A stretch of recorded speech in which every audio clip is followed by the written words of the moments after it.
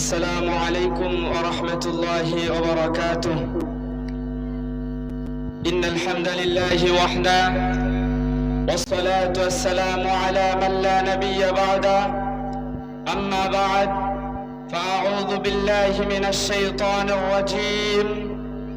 بسم الله الرحمن الرحيم. وإذا بشر أحدهم بالأنثى ظل وجهه مسودا وهو كظيم. عن مغيرة بن شعبة رضي الله عنه قال قال رسول الله صلى الله عليه وسلم إن الله حرم عليكم عقوق الأمهات ووضع البنات ومنع وهات. متفق عليه.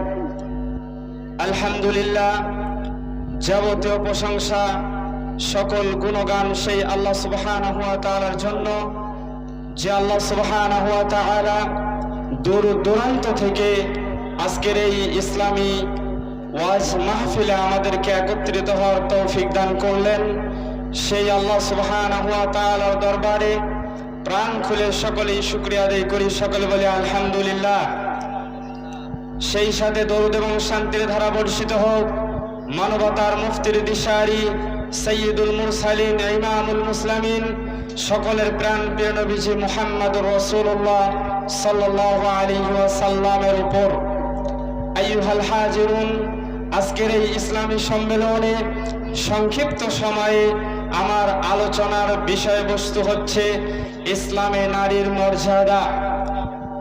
ইসলামই একমাত্র ধর্ম যেই ধর্ম নারীদেরকে মর্যাদা দিয়েছেন।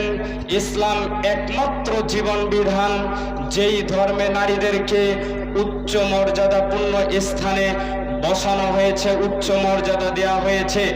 ইসলাম ছাড়া পৃথিবীতে দ্বিতীয় কোনো ধর্ম দুনিয়াতে নেই, পৃথিবীতে নেই, যেই ধর্ম নারীদেরকে এত সম্মান এত মর্যাদা দিয়েছে।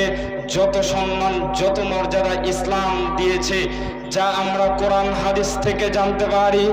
জাহিলিয়াতের যুগের কথা বলা যায়। জাহিলি যুগে যখন একজন মানুষের ঘরে কন্যা সন্তান জন্মগ্রহণ করত, যখন একজন মানুষের ঘরে কন্যা সন্তান জন্মগ্রহণ করত, তখন সেই বাবার মুখ কালো হয়ে যেত, সেই বাবার মুখ ফ্যাকাশে হয়ে যেত। কেন? কন্যা সন্তান জন্মগ্রহণ করেছে এজন্য। কেননা সেই সময় ছিল জাহিলিয়াতের যুগ, বর্বরতার যুগ, যেই যুগে মানুষ শিক্ষা কি সেটা বুঝতো না, অন্ধকারের যুগে ছিল। সেই যুগেই আল্লাহ সুবহানাহু ওয়া তাআলা মুহাম্মদ সাল্লাল্লাহু আলাইহি ওয়াসাল্লামকে প্রেরণ করেন এবং সেই জাহিলিয়াতের যুগ, বর্বরতার যুগের এই ভয়াবহতাকে কেন্দ্র করে আল্লাহ সুবহানাহু ওয়া তাআলা আয়াতে কারিমা নাজিল করেন। পবিত্র কোরআনুল কারিমের 16 নম্বর সূরা, সূরা নাহালের 58 থেকে 59 নম্বর আয়াতের মধ্যে আল্লাহ সুবহানাহু ওয়া তাআলা এই ব্যাপারে বলেন, ওয়াইজা বুশরা আহাদুহুম বিল উনসা ওয়াল্লা ওয়াজহুহু মুসওয়াদ্দান ওয়া হুয়া কাযীম। আল্লাহ সুবহানাহু ওয়া তাআলা বলেন, যখন একজন মানুষকে নারী সন্তান কন্যা সন্তানের সুসংবাদ দেওয়া হতো, তখন ওই বাবার মুখ কালো হয়ে যেত, ওই বাবার মুখ ফ্যাকাশে হয়ে যেত। কেন? নারী সন্তান জন্মগ্রহণ করেছে, কত কিছুই না করবে, কত কিছুই না করবে, নারী সন্তান জন্মগ্রহণ করেছে। মুগীরা ইবনে শুআবা রাদিয়াল্লাহু আনহু থেকে বর্ণিত, তিনি বলেন রাসূল সাল্লাল্লাহু আলাইহি ওয়াসাল্লাম বলেছেন, ইন্নাল্লাহা হাররামা আলাইকুম উকুকাল উম্মাহাত ওয়া ওয়াদাআল বানাত ওয়া মানাআ ওয়াহাত। মুত্তাফাকুন আলাইহি। হাদিসটি বুখারী মুসলিমে পাবেন। মুগীরা ইবনে শুআবা রাদিয়াল্লাহু আনহু বলেন, পৃথিবীবাসীর জন্য তিনটি জিনিসকে হারাম করে দিয়েছেন, চিরকালের জন্য হারাম। ওই তিনটি জিনিস পৃথিবীতে যত মানুষ আসবে এবং যত মানুষ চলে যাবে, কেউ এই তিনটি জিনিস করতে পারবে না। মুহাম্মদ সাল্লাল্লাহু আলাইহি সাল্লাম হারাম করে দিয়েছেন, আল্লাহ সুবহানাহু ওয়া তাআলা হারাম করে দিয়েছেন। সেই তিনটি জিনিস কি? এক, ইন্নাল্লাহা হাররামা আলাইকুম উকুকাল উম্মাহাত। পিতামাতার অবাধ্য হওয়া যাবে না, বিশেষ করে এই হাদিসে উল্লেখ করা হয়েছে মাতার অবাধ্য চলা যাবে না, এটা হারাম করেছেন। 2 নম্বর, নারীদেরকে জীবন্ত কবরস্থ করা, মাটিতে পুঁতে দিতে পারবে না। ওয়াদুল বানাত, এই জীবন্ত কবরস্থ করা, মাটিতে পুঁতে দেওয়া, এটা চিরকালের জন্য হারাম করা হলো। তারপর মুহাম্মদ সাল্লাল্লাহু আলাইহি ওয়াসাল্লাম 3 নম্বরে বলেন ওয়ামান আলহাত, এবং পৃথিবীবাসীর জন্য হারাম করা হয়েছে কৃপণতাকে হারাম করা হয়েছে। কোনো ব্যক্তি যদি কৃপণতা করে আর টাকা ধন সম্পদ গুনে গুনে রাখে, সঞ্চয় করে করে রাখে, তাহলে আল্লাহ সুবহানাহু ওয়া তাআলা সেই ব্যক্তিকে বিচারের ময়দানে তার ধন সম্পদ, তার টাকা পয়সা সাপ বানিয়ে গলায় ঝুলিয়ে দিবেন। আল্লাহ সুবহানাহু ওয়া তাআলা মানুষ সম্পর্কে বলেন পৃথিবীবাসী এমন তারা ধন সম্পদের লোভে পড়ে, ধন সম্পদের মোহে পড়ে, দুনিয়ামুখী হয়ে দুনিয়ার পিছনে ছুটতে ছুটতে, এই প্রাচুর্য অট্টালিকার মায়ায় পড়ে ছুটতে ছুটতে তারা কবর পর্যন্ত চলে যাবে, তবুও ধন সম্পদের মায়া ত্যাগ করতে পারবে না। এ কথা আল্লাহ সুবহানাহু ওয়া তাআলা পবিত্র কোরআনুল কারীমের মধ্যে বলেন।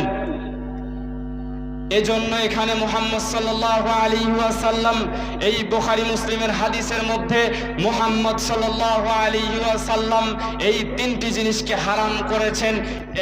1, পিতামাতার অবাধ্য হওয়া যাবে না, বিশেষ করে এই হাদিসে উল্লেখ করা হয়েছে মাতার অবাধ্য চলা যাবে না, এটা হারাম করেছেন। 2 নম্বর, নারীদেরকে জীবন্ত কবরস্থ করা, এটাকে হারাম করেছেন।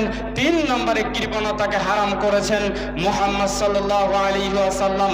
অতএব আমাদের কাজ হবে এই 3টি জিনিস থেকে বিরত থাকা। অবশ্যই এই 3টি জিনিস থেকে আমাদের বিরত থাকতে হবে। নারীকে সম্মান করতে হবে, নারীকে সম্মান করা শিখতে হবে, নারীকে অপমান অপদস্থ করা যাবে না।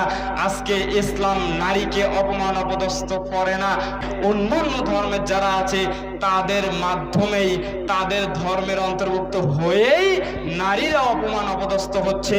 কিন্তু ইসলামের বিধান যদি কেউ মানে, তাহলে আল্লাহ সুবহানাহু ওয়া তাআলার হুকুম কথা অনুযায়ী কোনো নারী ধর্ষিতা হবে না, কোনো নারী ধর্ষণের শিকার হবে না, কোনো নারীর উপর জুলুম অত্যাচার করা হবে না।